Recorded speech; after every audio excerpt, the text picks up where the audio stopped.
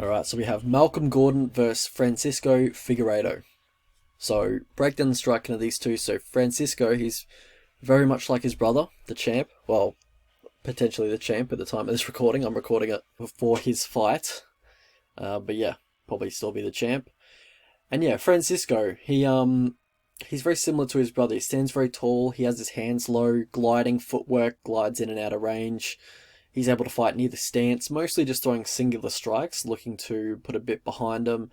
He's very fast twitch as well, but, you know, he doesn't have the power or the intimidation factor, and the other nuances that makes Figgy so great. Figgy as in Deiveson Figueiredo.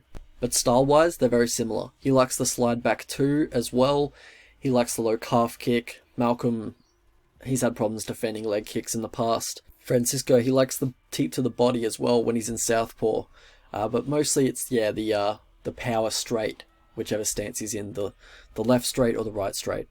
And for Malcolm Gordon, in my opinion, he looks quite uncomfortable on the feet. I don't think he likes being hit very much, and we'll get into that a bit more in a second. Regarding the grappling for these two, so for Francisco, he likes to clinch up when his opponents get a little over-aggressive, and I think that plays into Malcolm's game because Malcolm wants to get in the clinch, look for takedowns, and just get the fight onto the mat, really. He looks for the body lock, and then after that he looks for the inside leg trip or the inside leg reap, and he looks to take you down, get some control from there.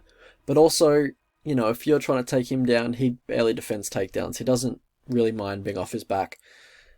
But Francisco, he has some good takedowns in the clinch too. Like, he has a nice foot sweep in the clinch that he hit a few times against Jerome Rivera. Nice inside leg trip in the clinch. And when he gets on top, when Francisco gets on top, he likes to posture up and go for hammer fists, hard elbows, just rain down the punches, put all his weight into the, you know, these ground and pound shots. And that's the same way as his brother Deiveson does. So I think he gets a lot of inspiration for his style from his brother Deiveson.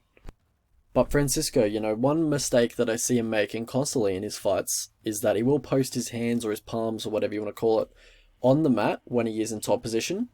And that kind of opens up the armbar and the triangle game off bottom for Malcolm Gordon, which is probably what he wants. I think that's where Gordon is most comfortable in a fight, off his back. And, you know, he barely defends takedowns. If you try and take him down, you're probably going to get him down. He doesn't mind being off his back. Francisco, he does follow the hips well, though, when he's in top position, you know, to get out of those armbar positions or those armbar setups. But, you know, it is quite a concerning tendency that he does have. How these guys win fights, so for Figueiredo, he has good reflexes, good head movement for 1.5 rounds. And he has a good chin as well. Malcolm Gordon, he's pretty dangerous off his back. How these guys lose fights, so for Malcolm Gordon, I think his chin looks very weak. It doesn't look like he can take many shots at all. I think he's a bit of a flake. You know, if you hit him good, he'll kind of just cover up and let the ref pull you off him, basically. That's what I've seen on tape. So, you know, you can dispute that, but that's just what I've seen. For Figueiredo, it's the low volume and also the fact that he slows after 1.5 rounds, even in low-pace fights. And I think his excessive head movement when he's trying to avoid strikes, I don't think that helps. Past the victory for these two, so for Figueiredo, look to walk him down, look to put hands on him, look to, you know, test that chin a little bit, look for low calf kicks at range. If you do get him on the mat, look to posture up and land heavy ground and pound. And for Malcolm Gordon, look to grab the body lock, look for the takedown from there, top control. If you're on bottom, I guess look for arm bars and triangles, because that's, you know, generally your go-to submissions, and that's where you're most comfortable in the fight, so that's, you know, where you probably want to get the fight. How I see the fight playing out. So, miserable start to the UFC career of Malcolm Gordon. He's 0-2 in the UFC, both finishes in the first round, I believe, yeah. But to be fair, he's faced like two of the hottest prospects in the division, and this is probably the least well-rounded fighter that he's faced in the UFC so far, but I still believe he's going to be severely outmatched here.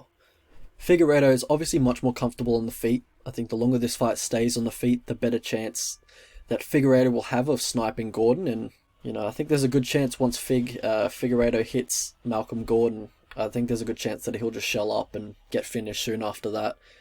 Gordon gets KO'd in 25% of his career fights, so which is quite an absurd percentage if you think about it for the weight class that he fights at. Gordon has made a career off meme finishes though, so I wouldn't be surprised if he hit like an armbar off bottom or, you know, a flying triangle or some shit like that. But I can see Fig controlling him on the mat and also landing heavy ground and pound while he goes for those low percentage submissions. I just don't think that's a very effective style in the UFC when you get to this level. So I think, yeah, Fig likely cruises, but I just can't trust him at this price. Alright, let's go have a look at the betting lines. Prediction is Figueiredo by TKO round 1. I think the line is correct, yeah. I wouldn't look to bet Figueiredo at that price for sure, but I'm kind of looking at Figueiredo inside the distance at plus 170 or $2.70. 88% of Malcolm Gordon's fights have not gone the distance, and he hasn't even cleared the over 1.5 in his last 9 fights. So yeah. Also, Figueiredo finishes fights at an 80% clip. You know, most of these fights are on the regional scene, but generally these guys like to get their work done before the judges get involved.